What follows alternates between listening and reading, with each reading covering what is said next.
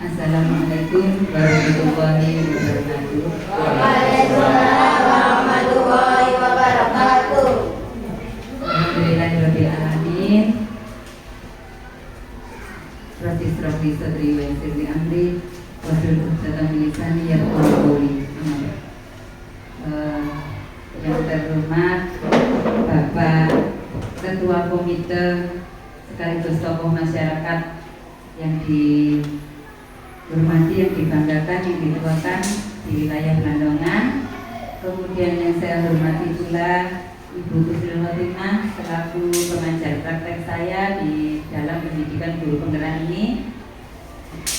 Demikian pula yang sangat saya muliakan ibu-ibu wali murid yang bersedia 2 kali hadir dalam kegiatan ini, dan alhamdulillah selalu tepat waktu. Matur nuwun atas kehadirannya Ibu.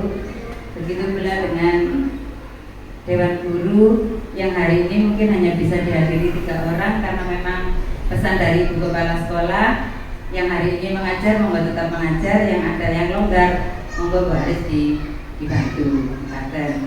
Kemudian anak-anakku yang Bu Haris banggakan dan Bu Haris cintai, terima kasih atas kehadirannya ya nak ya. Untuk pertemuan kita kali ini Ibu, kita kalau kemarin pertemuan pertama kita itu ada pemetaan aset, betul Ibu ya. Jadi kita sudah memetakan aset, ibu-ibu, anak-anak, Dewan Guru termasuk saya dengan Bapak Aromen sudah melakukan diskusi. Hasilnya juga sudah saya rangkum. Nah, nanti tugas terakhir saya hanya merangkum menjadikan satu dari hasilnya dari Bapak Komite, tokoh masyarakat, Ibu Kepala Sekolah, wali murid, siswa, sama dari guru, itu untuk dirangkum menjadi satu, menjadi aset SDN Blandongan. Marilah kita awali acara ini dengan bacaan Bismillahirrahmanirrahim. Semoga nanti acara ini bisa berjalan lancar. Untuk berikutnya kami persilakan Ibu Kusnul Khotimah untuk memberikan sepatah dua kata-kata. Monggo Ibu Kusnul. Assalamualaikum warahmatullahi wabarakatuh. Waalaikumsalam warahmatullahi wabarakatuh. Tidak apa-apa ya, saya duduk saja.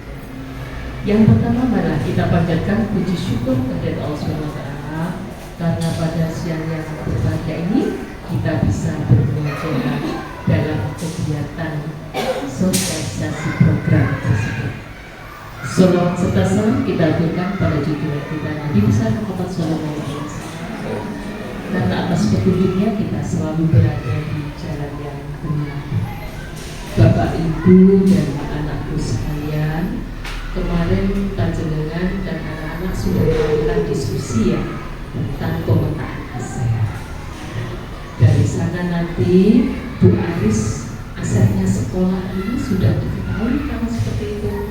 Nah, di sini nanti Bu Aris akan menyampaikan program yang mungkin panjenengan semua sudah tahu, tapi saya belum tahu, atau panjenengan masih belum melaksanakan atau masih mau menuju bagaimana program ini. Nah, mari kita dengarkan bersama bagaimana bentuk programnya, targetnya siapa saja, dan tujuan program tersebut bagaimana. Nah, dari hal yang demikian itu nanti bermanfaatnya itu nanti diperuntukkan untuk siswa dan lingkungan warga sekolah. Jadi ini program dibuat oleh Bu Aris selaku CGB. Maksudnya sudah diperkenalkan Bu Aris di sini sebagai CGB. Sampun, alhamdulillah berarti sudah tahu ya Bu Aris ya. Maksudnya bukan namanya loh, sebagai CGP-nya itu calon guru penggerak. Itu tugasnya apa? Salah satunya harus membuat program di mana aset sekolah itu harus diangkat dan kemudian minta dukungan panjenengan semua. Nah, seperti itu. Dan program ini insya Allah kalau didukung oleh semua pihak akan berjalan dengan baik. Terima kasih Bu Kusnul. Haji Najawi langsung mulai nggih. Baiklah, ibu-ibu dan anak-anak, saya akan menjelaskan tentang program Buah Naga Tuan yang sudah pernah saya sosialisasikan. Kenapa ini kita lakukan lagi? Bu Kusnul pernah bilang sama saya, jual programnya, dijual programnya, maksudnya supaya masyarakat, supaya panjenengan sebagai warga dari SDN Blandongan itu paham dan bisa mewujudkan program ini sampai jadi seperti itu gitu. Buah Naga Tuan ini merupakan akronim dari budidaya tanaman toga untuk kesehatan. Kenapa kami atau saya mengambil tema ini, tema tanaman toga? Ini berhubungan dengan proyek penguatan profil pelajar Pancasila. Dan ini pula yang menjadi alasan saya kenapa saya mengundang murid-murid kelas 5 dan kelas 6. Karena program ini aktor utamanya adalah siswa kelas 5 dan kelas 6.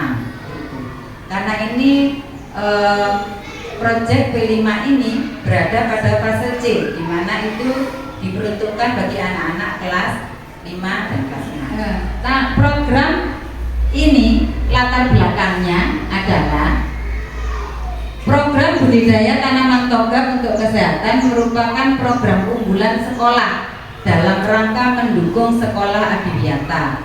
Bapak Ibu pasti sudah tahu bahwa sekolah kami ini sudah mencapai adiwiyata nasional. Jadi belum kemandiri Bapak Ibu ya.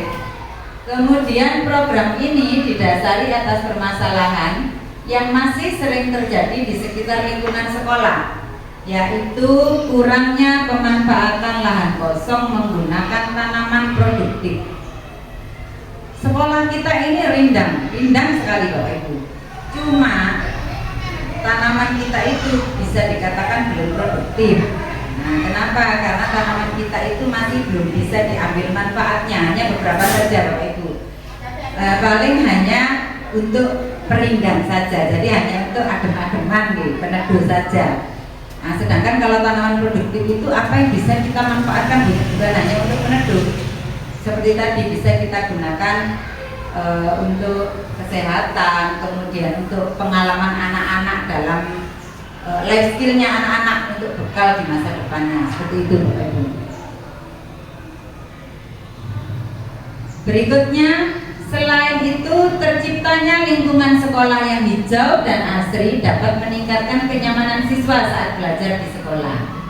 Jadi program ini merupakan bentuk aktualisasi dari pembiasaan dan pembudayaan karakter siswa yang mencintai lingkungan.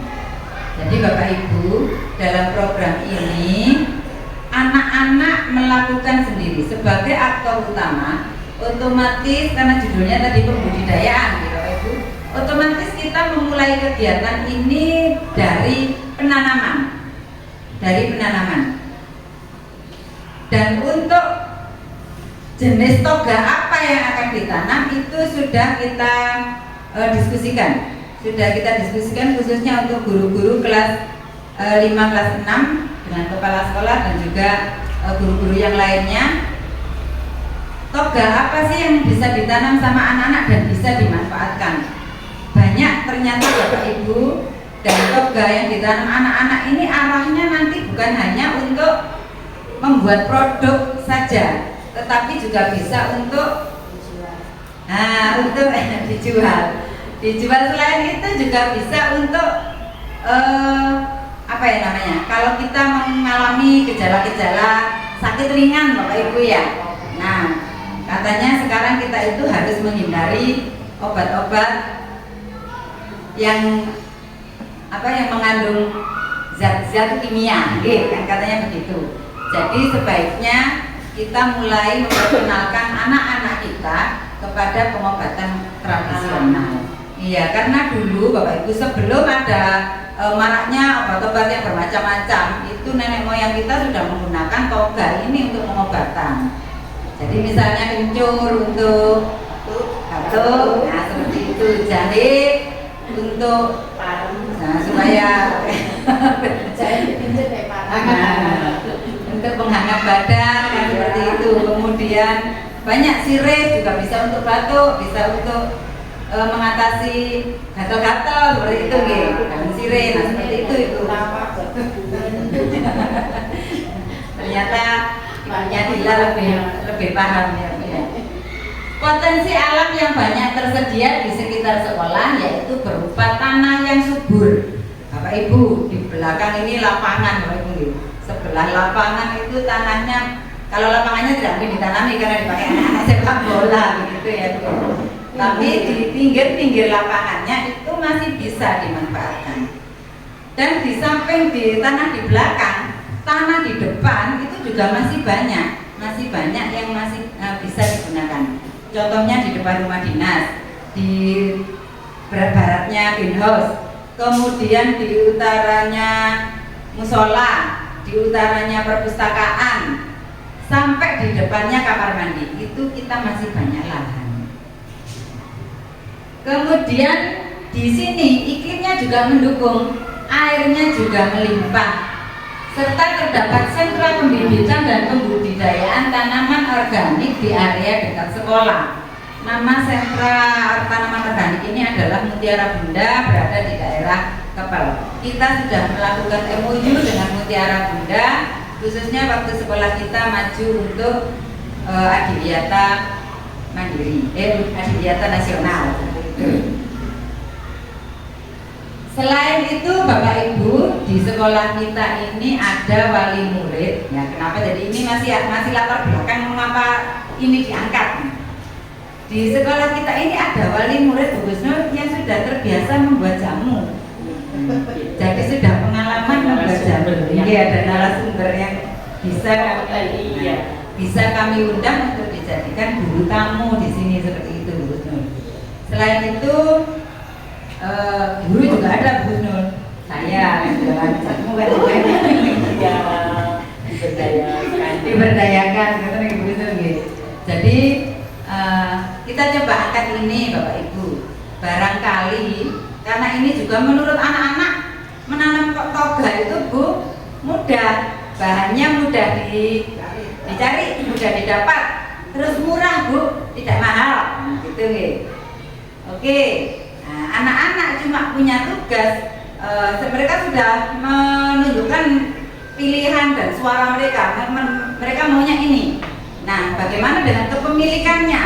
Maka mereka punya kewajiban untuk merawat, kemudian mengecek seberapa tinggi toganya, mengukur dari hasil penanaman. Kalau misalnya mati, mereka harus mengganti tanamannya seperti itu.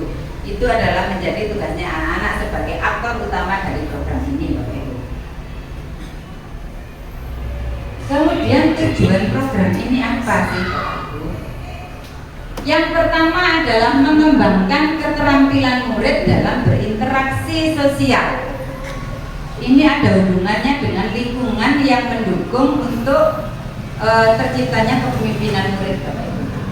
Kemudian terlibat aktif dalam proses belajarnya sendiri, mulai menanam, merawat, sampai nanti setelah berjalan program ini anak-anak bisa mulai memanen hasilnya. Seperti itu. Anak-anak mulai dari penanaman, mengukur, merawat, dan kemudian sampai ketinggian sekian memindahkan. Ini insya Allah anak-anak sudah punya pengalaman. Kemudian menumbuhkan daya lenteng dan sikap tangguh untuk terus bangkit di tengah kesulitan. Bahwa anak-anak kita ini perlu dilatih life skillnya seperti ini supaya apa? Besok di saat mereka sudah dewasa, di saat lapangan kerja itu semakin sulit untuk dicari Bapak Ibu, maka kita harapkan anak-anak ini bisa menciptakan lapangan kerja sendiri, tidak tergantung pada lowongan pekerjaan. Menumbuh kembangkan gagasan murid sesuai minat dan kesukaannya dalam bentuk karya atau dalam bentuk tindakan. Kepiawaian mereka mengolah toga bukan hanya toga, ini kan sekedar latihan ya Bu ya. Latihan supaya mereka terbiasa. Nanti kalau sudah terbiasa, sudah terlatih, apapun yang akan dipegang oleh mereka insya Allah bisa jadi. Seperti itu. mewujudkan murid yang terampil, gemar bergotong royong, kreatif dan mandiri, sehingga mampu menjadi pemimpin pembelajaran. Pemimpin pembelajaran itu bukan hanya ketua kelas, tidak, tapi dia yang akan menjadi motor di teman-temannya untuk bisa menggerakkan teman-temannya.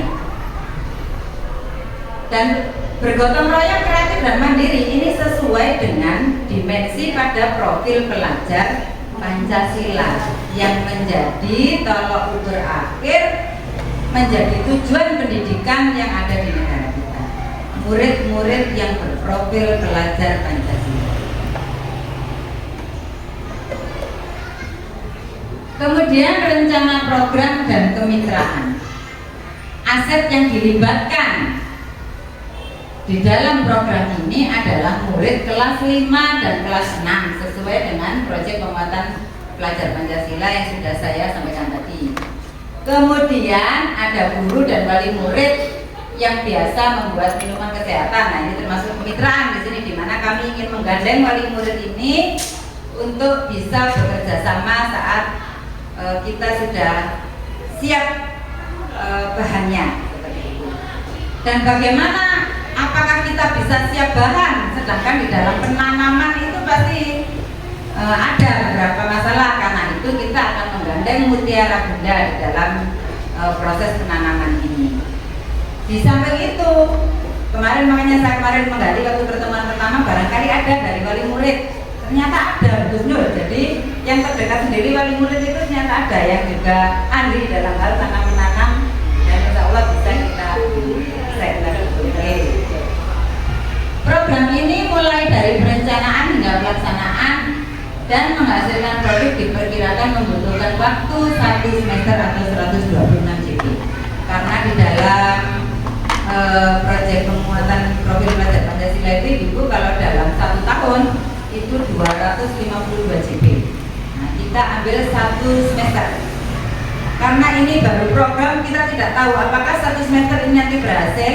Karena kalau seandainya dari awal dijalankan proses penanaman pemeliharaan ini berjalan dengan mulus, insya Allah bisa. Tapi kita tidak tahu nanti kendalanya, itu yang harus kita pikirkan nanti. Tantangan dan kendala, nah, yang sudah terpikirkan dulu kemungkinannya ya. Dalam pelaksanaan program ini kemungkinan saat proses penanaman toga hasilnya tidak sesuai dengan yang diharapkan. Misalnya mati atau tidak berkembang, sehingga kemungkinannya gagal panen. Nah, ini kenapa ini bisa terpikirkan Bapak Ibu, karena saya sendiri yang sudah bergerak dalam pertogaan itu hampir 3 tahun menanam, memelihara, padahal sudah betul-betul dipelihara. Kita sudah mendatangkan orang juga. Untuk kencur itu banyak gagalnya daripada berhasilnya Bapak Ibu.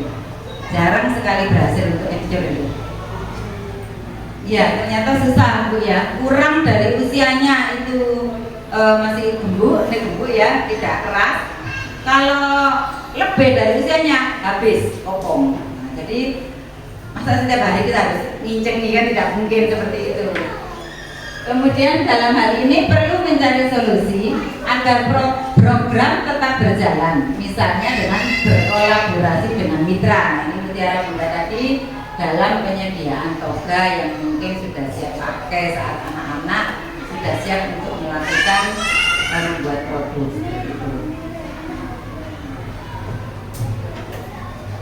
Setiap program akan dapat terlaksana dengan baik apabila ada perencanaan, pelaksanaan, pengawasan atau pemantauan serta evaluasi berkelanjutan Bapak Ibu. Sebagus-bagusnya program, saya yakin bila tidak ada pengawasan, tidak ada pemantauan dan tidak dievaluasi, maka tidak akan berjalan sesuai dengan yang diharapkan.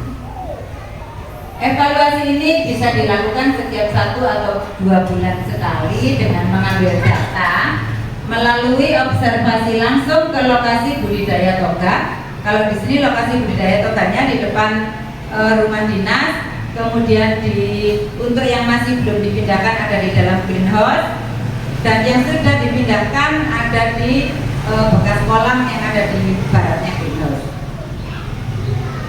serta wawancara atau diskusi dengan aset yang terlibat, khususnya murid sebagai aktor utama di dalam program ini. Nah, ini sekedar contoh-contohnya Bapak Ibu ya. Yang sudah ditanam, yang bisa ditanam itu kunci, kunyit, sirih, jahe, serai, kemudian daun sirih, nah seperti itu. Harapannya seperti apa? Harapan nantinya dari akhir program ini Bapak Ibu, nah baik itu programnya kelas 5-6 tentang budidaya toga maupun sayur dari kelas 1 sampai kelas 4, pada akhirnya itu bisa kita panen hasil belajar. Panen hasil belajarnya itu kita bisa mulai dari pengemasan